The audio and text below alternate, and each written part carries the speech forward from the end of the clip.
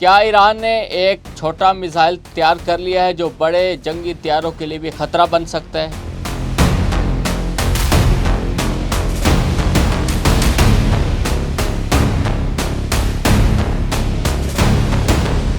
کیا اب آسمان پر اڑنے والا امریکی طیارہ بھی ایک شخص کے نشانے سے محفوظ نہیں؟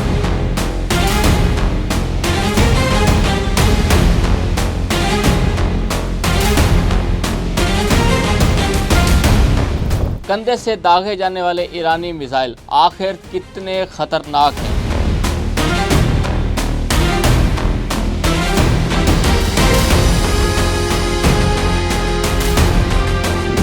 ایران کے فضائی دفاع کے حوالے سے سامنے آنے والی حالیہ رپورٹس نے ایک نسبتاً چھوٹے لیکن اہم ہتھیار پر توجہ مرکوز کر دی ہے۔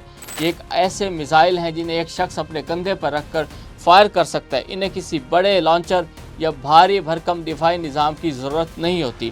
رپورٹس کے مطابق ایران، چین اور روس سے ایسے موبائل فضائی دفاعی نظام حاصل کرنے کی کوشش کر رہے ہیں۔ چین کے QW سیریز کے میزائل اور روس کے مربع نظام کا نظام بھی سامنے آیا ہے۔ اگر یہ رپورٹس درست ہیں تو ایران اپنے فضائی دفاعی نظام میں ایک ایسی طرح شامل کرنا چاہتا ہے جو زمین سے اچانک کم بلندی پر پرواز کرنے والے طیاروں اور ہیلی کاپٹرز کو نشانہ بنا سکتا ہے۔ ایران پہلے ہی میثاق نامی میزائل استعمال کرتا ہے۔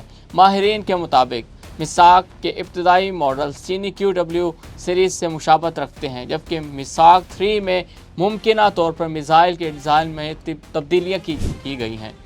اس ہتھیار کی اصل طاقت اس کا چھوٹا ہونا ہی ہے، لیکن ایک بڑا فضائی دفاعی نظام تلاش کرنا نسبتاً آسان ہو سکتا ہے۔ موبائل میزائل لانچ کرنے کو چھپانا اور موقع دیکھ کر فائر کرنا کہیں زیادہ آسان ہے۔ تو کیا ایران نے امریکہ کے خلاف فیصلہ کن ہتھیار حاصل کر لیا ہے؟